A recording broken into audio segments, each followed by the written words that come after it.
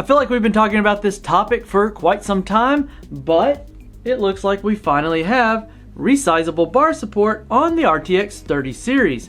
So resizable bar kind of become a big thing when AMD introduced smart access memory. Now, they're not quite exactly the same things, you know. AMD says there's a little bit more they do on the driver side, and it is very much a blanket. You toggle it on in the in the system BIOS, so on your motherboard BIOS, so addressable above 4G decode on the PCIe subsystem, and boom, off to the races you are with everything supporting smart access memory. Now, there are some times that it has degrading performance, at least found by the guys over at Hardware Unboxed. I've yet to be able to take the time to validate that on my end to see if I'm seeing the same thing, but I do trust their findings. And because of this, NVIDIA seems to be doing a whitelist system. So they originally rolled it out with the launch of the 3060. We did an initial look at that with the games that were available. At least the games that I had, there were like 6 games and I only had 5 of them. So we tested those, see how they did.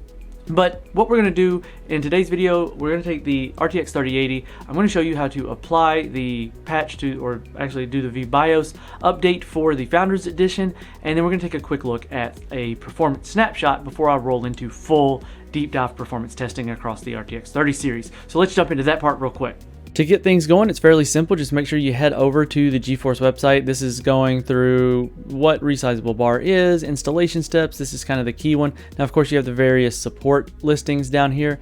Now, the thing about the support listings is this is what they pretty much guarantee. However, your motherboard may have support for it even if it's not on this list. So I've got an EVGA Z370 board with a 9900K that has support, and it is enabled on there, which is really neat. Now, you go back up here, of course, you know, make sure you got compatibility, update your motherboard VBIOS or motherboard SBIOS, so your system BIOS, and then you need to get the latest GeForce driver, which is 465.89 Wickel driver or later. It doesn't have to be this one, it can be later. And then the RTX 3060, they're already good to go, but if you have anything else, so the 3060 Ti, 3070, 3080, 3090, then you need to update your VBIOS. If you got a Founders Edition, which is what we got here, and we're going to go through the steps on it here. They got a little link in this to their little tab. We'll go up there. But if you have a board partner card, you're definitely going to want to go to their site and get their tools. Now, I can't speak to how their tools work, just this one so far. So we're going to click on that page. We've gone to it. So this is the NVIDIA Resizable BAR Firmware Update Tool. Now, just if you want to get right to the point, right here. Download the update for Founders Edition GPUs here. Now I've already downloaded that, so we're gonna exit this, we're gonna open it up, and that's this tool right here. So I've already done the driver and installed it. This is the NVIDIA Resizable BAR firmware, and it's got everything kind of baked into it. So if you got whichever card, it kind of does it for you. You don't have to worry about downloading one for specific models. You see here it goes Resizable BAR Firmware Updater. This tool will detect whether your GPU, you know, yada yada. It's recommended that you save open files. If power is lost during updating, the graphics card may be damaged. Now the catch here is anybody who's ever flashed a VBIOS before, if it does, if you lose power in the middle of it, move it to a secondary slot or run off of an iGPU, you can usually get it done from there. So hit Y and it gathers system information. It flickers. It comes up, says GeForce RTX 3080 update is supported. Update will be applied. Hit Y to continue. And let's see how long this takes. Oh, well, that's quick. Now, please restart the PC for it to take effect. So if you've installed this, I'm just going to show you what's going to happen. If you've already installed it and you go to your NVIDIA control panel, and you want to see down here in system information if it applied resizable bar, it's going to say no right now. All right, so close that. We'll restart it and we'll go back in there and make sure that it is enabled. Now, before we open it up to verify that it worked, you will need to check with your motherboard manufacturer and make sure where you can go in and enable the addressable above 4G on the PCIe lane. That was something we did. I'm going to try and put a link up there where we showed you how to do it with smart access memory. It's the same thing there if you want to go back and check that out. So you're going to go back to NVIDIA control panel, hit system information, boom, resizable bar, yes. So let's take a look at, well, a quick snapshot of the performance changes. Alright, with that out of the way, let's take a look at these performance numbers. So kicking things off with Dirt 5. So Dirt 5 is an interesting one as it just now got its full update to allow for ray tracing. So yeah, we tested it with ray tracing enabled.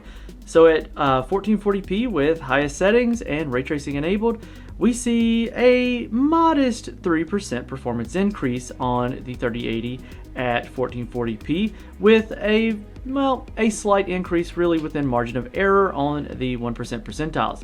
Moving things into 4K, we still see the same 3% performance boost on the average frame rate. However, the 1% percentiles get a nice 5% boost. That does help.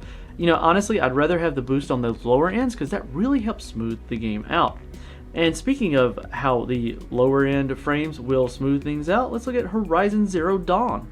Again, we see a same about 3% performance increase on the average FPS at 1440p with ultimate quality settings, but a substantial 12% increase on the 1% percentiles. Now the game is running really well so it's already quite smooth. But you jump things up to 4K and we see about a 6.5% increase on those average FPS with an 11% increase on the 1% percentiles, which really does smooth that out quite a bit. So quite a nice jump there. Now, Watchdog Legions is the last one that we ran through real quick, and we see about a 3% increase on the average frame rate at 1440p with very high settings, and well, about 4% on the 1% percentiles, which is a nice bump. However, moving to 4K, that's where we see things be a little bit more useful, where we see about a 6% increase on the average FPS and a 3.5% increase on the 1% percentiles, pushing that 1% upwards to that 60 FPS barrier. 1 FPS off, I think we'll give it to them on that one.